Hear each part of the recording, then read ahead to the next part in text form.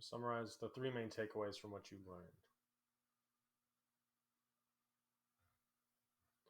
All right.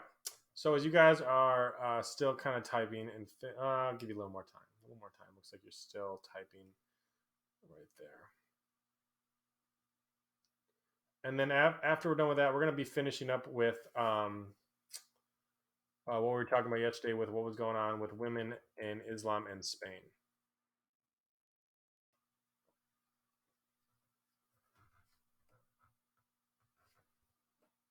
Summary from last night. All right, so we're going to be talking a little bit about, actually, you're going to be watching a little bit about Southeast Asia today. Sorry, not yet. We're going to be watching a little bit about Southeast Asia today.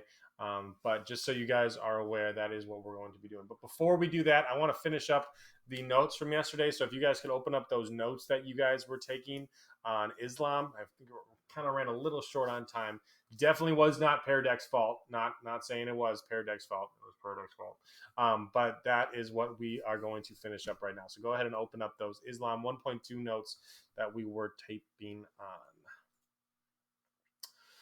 All right. So as you guys are looking at those, we're going to look at a couple of things. The first thing is just to real quickly kind of talk about where we were yesterday, talking about women in um, Islam and kind of this misconception about the hijab. A couple of things I want to point out to you guys, which is kind of interesting, is you will see. Oh, is that double tabbed? Oh, that's creepy. That's crazy. All right, so this is just an interesting thing, warn about that it might not be aware of for misconceptions. A lot of people think that all headdresses, the Dar al Islam notes, yeah, Hazel.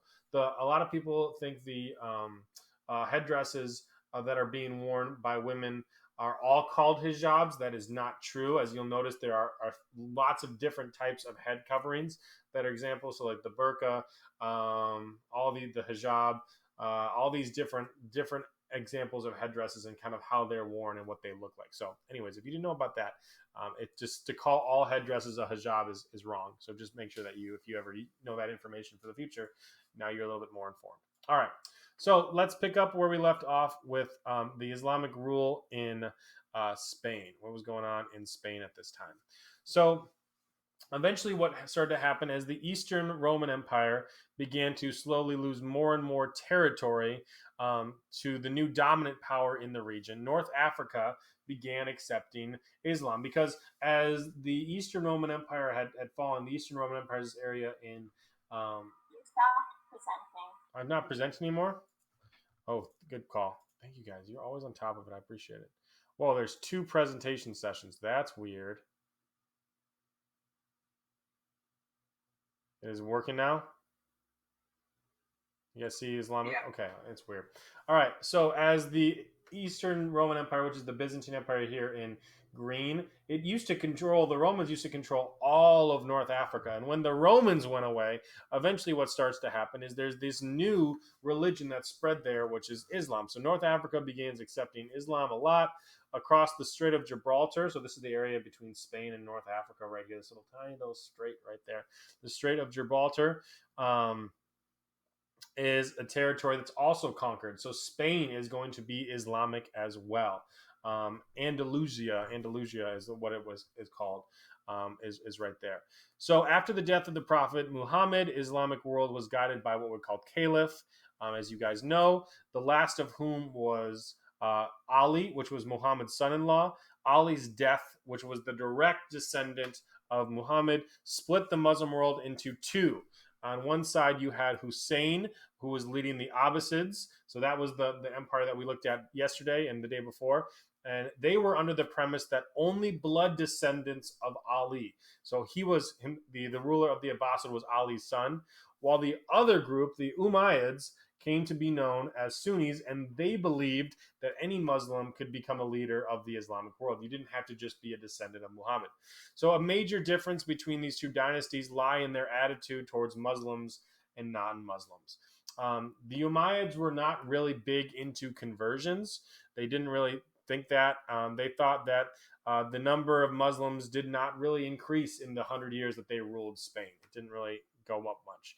They conquered quickly, though. The Abbasids accepted non-Muslims into their fold, and that led to a huge increase in the number of Muslims in the world. So Spain, even though it's Muslim controlled, it doesn't really increase the number of Muslims, which means there's still a lot of Catholics in Spain, even though they're being ruled by the Muslim rulers. Very similar to what we had when we talked about the Delhi Sultanate in India, right? They control the territory, but the people there are still very Hindu, just like the people in Spain were still very, very Catholic. So the Umayyads focused upon military expansion and conquering of territories, while the Abbasids really favored knowledge of medicine and science and mathematics. And so you have very two different groups. It's all called Dar al-Islam because this is all where the religion is, but it's two very, very different governments that are ruling, one in the Middle East and one in Spain. One of the most important important eras of history of the world. This is where the Battle of Tours happened, or the Battle of Poitiers. And Tours is in France, actually, believe it or not, it's in southern France. And in 732, as the Umayyads were expanding and expanding, you have this major, major, major battle that happens. And what happens with the Battle of Tours, which is really, really, really important, is that you start to have the first time that the Christians defeat the Muslims in battle. And this was the Battle of Tours, was in southern France, right around here. This was also known as Charles the Great, or Charles Martel, who's eventually going to be the ruler. Charlemagne is going to be one of his ancestors, and the Charlemagne dynasty is going to become the founders of France, and modern day like kings and queens of Europe are going to all be kind of related to them. So we're going to talk about a little bit more about them when we get into talking about Europe towards the end. But the Battle of Tours is this turning point where the Europeans start to reclaim some of their territory, and they start to form governments out of there. All right. A little bit of things to know about prosperity in Spain. The Christians and Jews were allowed to exist, and they were still allowed to worship in Spain as long as they paid a tax, and this is the jizya. The jizya was a religious tax. It was a 25% tax on everyone who was a non-believer. And so that led to a lot of Christians being unhappy with the Spanish, which is ironic because we're going to look a little bit later and see what the Christians did to the Jews in Spain. And trust me, it was not as nice as just having a tax. All right. The second thing is you have a major expansion of trade is going to happen. You're going to have a major expansion of trade from China and Southeast Asia. And due to the construction of what are called the Dhow ships, you can see these pictures of these Dhow ships down here. They're these triangular sails, which were ships that could carry products over much more open seas. And if you'll notice, there's a lot of seas in this Dar al-Islam. There's the Arabian Sea, there's the Persian Gulf, there's the Red Sea, Caspian Sea, the Black Sea, the Mediterranean Sea, all these different seas that you need to carry this trade over this empire right here. All right. Culturally, the Umayyads in Spain had the world's largest library in Cordoba after the collapse and destruction of the library in Alexandria. The idea from Alexander the Great, who was a student of Aristotle, and he wanted the greatest museum and library the world had ever seen, and it actually copied every single book in the world was in the Library of Alexandria.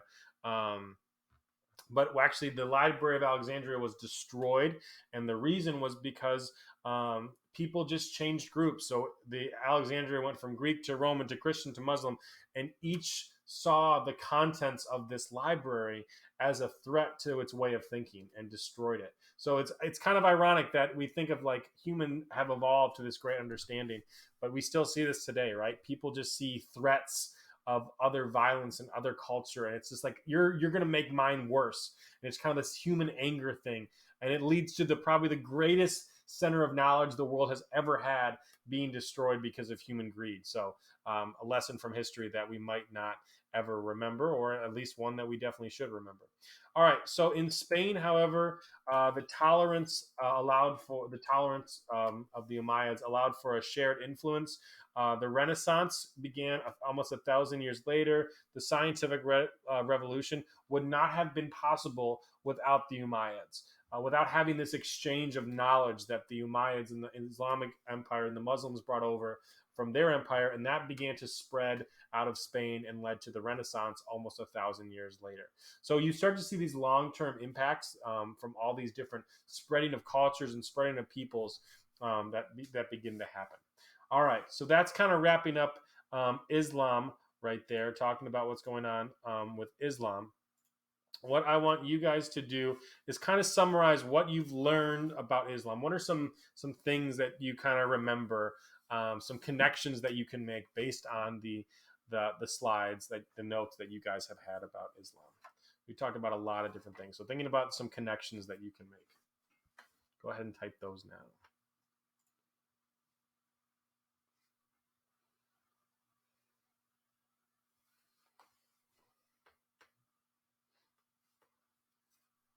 Well, I'm 2 for 2 on my Pear Deck slide. It's working now. I think I got this all figured out. Don't want to jinx myself.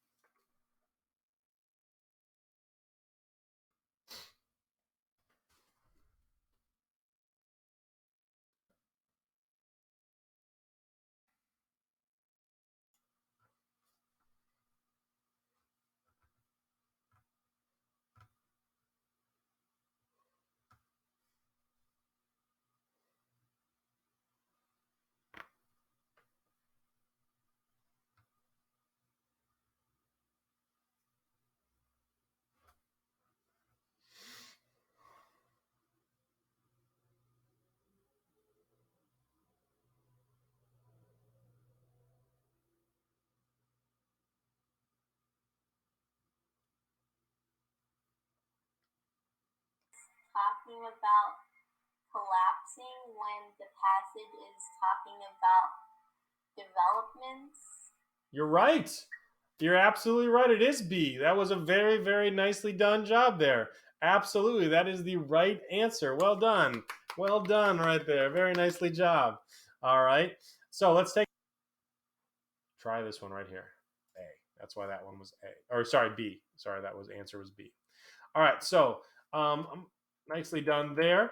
Well, here's what we're going to do next. So in your Unit 1 notebook, you're going to add this slide. So you're going to actually click this slide, make a copy of it, and put that into the slide right there. So add that to your slide number 9. That's going to be your new slide number 9 in your interactive notebook.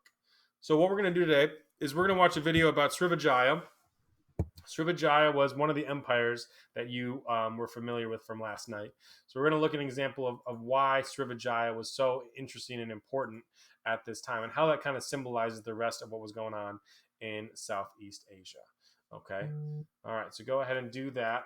And then once you're done, let me know if you need help with that, if you're confused by that, if you're like, oh, I don't know what I'm doing, let me know. All right. How do we put it into our PowerPoint notebook? Good question. So what you're going to do is you're going to make a copy of it, and then you're going to copy and paste that slide. You're going to copy the slide, and then you're going to paste it into your digital notebook. Good question. So then that's how you're going to add a slide, is you're just going to copy and paste it into that digital notebook. So once you've made a copy of it, you're going to put it in. I'll show you guys how that's going to look.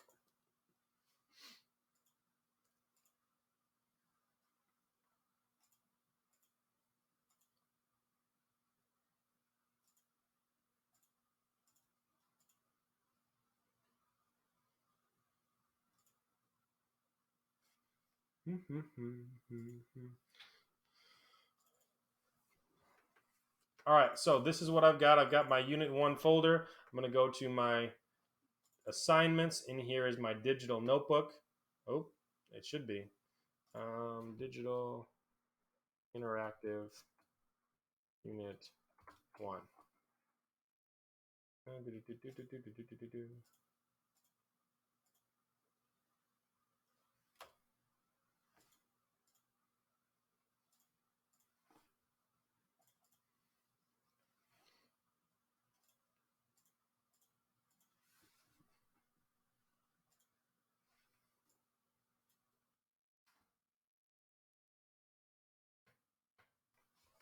Maybe not. Maybe I can't show you guys. Maybe Google's like, no, you're not going to show them today. Not happening. All right, so here's my Unit 1 notebook. And then I'm going to now make a copy of this document. I'm going to make a copy of this slide right here. Come on now, get working here, Bessie. All right, so now I've got this slide. So I can either press Control-C or I can right-click and click Copy. So now I've got this slide. I'm now going to find slide number, I think we got rid of that one. Slide number 8, which is what I did last night, and I'm going to click Paste, and now I've got my slide in here. So I'm going to File, Edit, Paste, and there it is. I've got my slide number 9, new slide number 9, just like that. All right, that's how that's going to work. All right, so I want you to know how you did. I want to know if you did okay with that. If those directions were clear, just let me know how that was, and then type your response into that. How'd it work? How'd it work? How'd it work? I know, I'm always running out of time. All right, go ahead, type your response into the presentation. Right to that. Little temperature check. Temperature check right there. All right, so what we're going to do next is I'm going to show you guys a video. But before we do that, because we might run out of time before class ends to finish it, so just make sure this weekend your homework is to get caught up. So there is nothing new that I'm going to be adding on top of the homework for this weekend. Any assignment that you have not finished or did not complete, so that I have all the links on here that shows you exactly what you need to do. These are the 7 things that you need to have. So we're going to finish. I'm going to give you some time to do number 7 right now, which is going to be your new slide number 9. I'm going to play that video for you guys right now so you can get started on that. All right, so let's get started on this.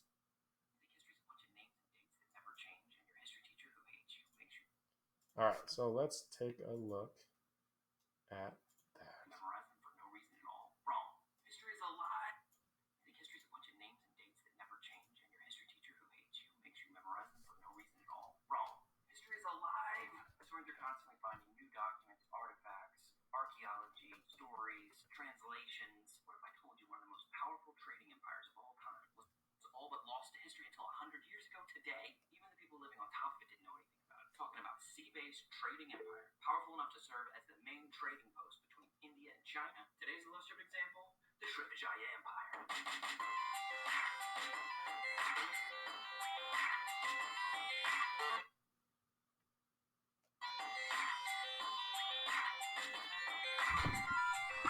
What up? I'm Ben Freeman from FreemanPedia.com, where I try to translate AP World Modern to people like you around the world. And in that pursuit, I find holes in the content where there's not a lot of resources for you. That's where we here at Illustrative Examples step in. So today I'm taking a relatively obscure trading empire that was only found 100 years ago and breaking it down. But it's way too early in the morning to start yelling words like thalassocracy and Mahayana at you. So let's get some context. Contextualization is just taking something rather specific and putting it into the grander story of world history. It's the Star Wars scroll. You know, it's that thing at the beginning of the movie where they put it up there to let you know what's going on before you're just thrown into some random action and fighting and killing. You need some background. Who's this guy? What's that about? Why am I talking about this at all? That's contextualization. On your essays, you're going to need to let the reader know what you're talking about and what context you're talking about it, as opposed to just specifically describing one thing. You need to put it into the greater picture. I've said this 1,000 times. This is a mandatory skill. SAQ, DBQ, LAQ. Most of the Qs are going to have this as a thing you need to do. So make sure that you are contextualizing whatever it is you're saying in any essay you're writing. Okay, 1 minute on the clock. Okay, Freeman. Keep it brief. Don't ramble like an idiot. You look like an idiot every time. You put up a minute clock, and you can't do it even though you have the power to edit and easily cut it down. You've yet to do it. Come on. Let's go. AP World History starts with 2 units, both covering the era 1200 to 1450. The first one is called a global tapestry, and it's a global check-in on the different regions. Like today, we're in Southeast Asia. Unit 2 is networks of exchange, which is all of the connections that weave the global tapestry together. You see what I did there? 2 of the biggest regions in the entire course are India and China. In this period, India is dominated by a thing called the Delhi Sultanate. Centered in Delhi, it is an Islamic sultanate that rules over northern India, while southern India is dominated by a collection of Hindu states. China, on the other hand, is a bit trickier with 3 different dynasties ruling over it. And if you think think that's confusing, and oh no, there's 3 different groups ruling over China. The Mongols will be here soon, and it'll just be them. So, so if you jump from Unit 1, where you're just checking in on the places, to Unit 2, where you see the networks of exchange, you're going to see between India and China, the most famous is going to be the Silk Road connecting them overland. But don't sleep on those maritime trade routes that take you through Southeast Asia. As the course begins, there's no bigger player in the trade game than the Srivijaya Empire. Srivijaya was a trading empire that lasted 700 years and served the trade route between India and China. Srivijaya dominated the waterways of Southeast Asia for 700 years. As a trading empire that also served as a Buddhist center of learning for India, Southeast Asia, and China. All right, did I do it? I was succinct. I took it from this big, broad, the opening units, I took it down to a specific trade empire, talking about what's important about it along the way. Did I do it? Did I do it? This is impossible. You know, I control the timer. You think I would just edit it down and make myself look good? I just don't think it's possible. I think it's physically, humanly not possible for someone to speak for under a minute on the Srivijaya Empire and its context. So, don't worry. I guess that was close. Anyways, keep your contextualization short and to the point. Don't ramble on and on like I do. It's only worth a point, but it is worth a point, so make sure you do it. All right, enough contextualization. Let's just get to these. Today's example takes us to Southeast Asia. And I'm not talking mainland Southeast Asia, Vietnam, Cambodia, none of that stuff. I'm talking about you head out to the sea, out to the island, out to the archipelago. And for us, today, that's the Srivijaya Empire. Okay, heads up. I'm going to use a very scary word here, so if you need to cover your ears and come back and watch this later, that's fine. This is a big, scary word, but it shouldn't scare you because it's an awesome word and you can use it all the time and sound historical. Okay, Srivijaya was a thalassocracy. Did you get that? A thalassocracy. That's how you describe Srivijaya. I know. Calm down. It just means an empire, or most of your empire, is overseas. Think the British Empire, the Dutch Empire, the Phoenicians. That's a thalassocracy. Srivijaya was a thalassocracy. And for Srivijaya, it's all about real estate. Location, location, location. If you're in a boat and you're trying to get from India to China, you have to go through Srivijaya. If you're in a boat and you're trying to go from China to India, you have to go through Srivijaya. If you're in a boat and you're trying to go from Champa to India, you got to go through Srivijaya. If you're in a boat and you're trying to go from India to Cambodia, you got to go to Srivijaya. If you're in a boat and you're trying to go from Japan to India, you got to go to Srivijaya. If you're in a boat and you're in East Africa and you're trying to go to China, you got to go to Srivijaya. If you're in the water going from the Indian Ocean to East Asia, you got to go through Srivijaya. And because of that location between India and China, it became the primary trading hub between the two. The capital, we call it today Palembang. Back then, the Chinese called it Zhugang, which of course means, yeah, you said it, giant harbor. That's how they refer to it. It's a giant harbor where we trade our stuff, so your capital is now named Big Trading Harbor, and that's where we'll go trade our stuff. And it wasn't just one port or a couple ports, it was massive. A Persian trader said with his fastest ships, he couldn't reach all of the places within the Srivijaya Empire. It would take well over 2 years to do that. So this isn't one little trading post empire with just a few little spots along the way. This is a massive network. The location that brought them all the trade was 2 straits that they controlled. First, the Sundra Strait. Second, the Malacca Strait. Look at that map. Try to get between India and China and not go that way. What are you going to go? Papua New Guinea? Australia? Come on, waste your time. You're going to go through Srivijaya. And Srivijaya was Southeast Asia's hottest trading spot. This place had everything. Rice, cotton, indigo, silver, aloe, resin, camphor, ivory, rhino tusk, tin, gold, rattan, timber, gems, exotic birds, iron, sandalwood, pepper, cinnamon, ceramics, cardamom. They even had, you know the thing, like how the Dutch are all obsessed with spices and they go find this place and they call them the Spice Islands.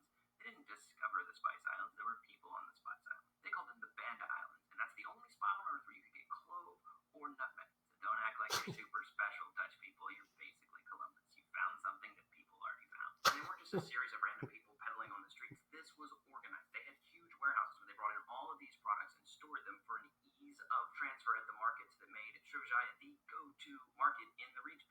My favorite part about this trading empire is that the Chinese, when they went to Southeast Asia, just assumed that everything there was from Srivijaya and that Srivijayans made all of this stuff. Imagine going into Walmart and being like, wow, y'all make all this stuff here. I gotta trade here more often.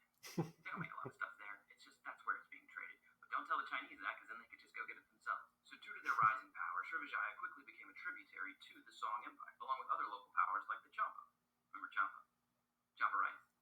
The fast rice. You remember that? But here's what's weird. College Board doesn't care about them as a trading empire. They don't. They're the most massive trading empire, one of the most recent major archaeological finds in the history of the planet, and they don't care about the trade at all. They don't care about the list of all the things I said. What they do want you to know is that it's an example of a Buddhist state, meaning it is run by Buddhists, for Buddhists, Buddhist interests at heart and Buddhist missionaries and trips to India and China, it is at first a trading empire, but also it's run by Buddhists. I mean, think of it. They are the trading hub between India, where Buddhism is from, and China, where Buddhism is raging at the time. And trade routes, after all, don't just bring trade and gold and tin. They also bring ideas. And one of those ideas was Buddhism. Before we get into any about how Buddhism is important in Southeast Asia and why they're illustrative, let's talk about the elephant in the room for a minute. 101 years ago, no one even knew this place existed. People that lived on top of the ruins just assumed they were some other kind of ruins and had no clue that this was actually an ancient Buddhist trading empire. Because it was 100 years ago, 1920, a French historian started connecting the All right, that's where we're going to stop for today. I was hoping that we'd be able to finish it in class, but we ran a little bit short on time to finish up that Islam lecture.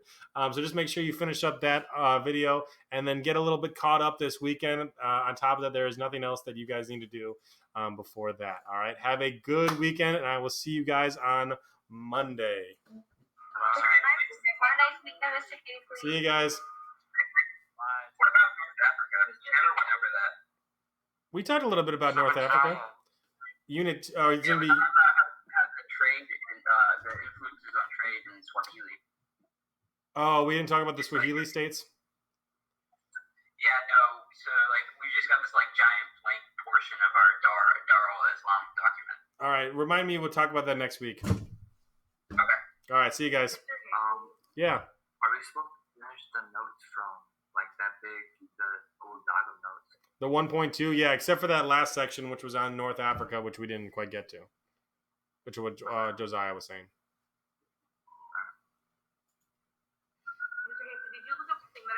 I did, but now I can't. We got to go now. No time. Okay. But thank you for reminding me. Okay, yeah, no problem. Okay, bye. See you guys.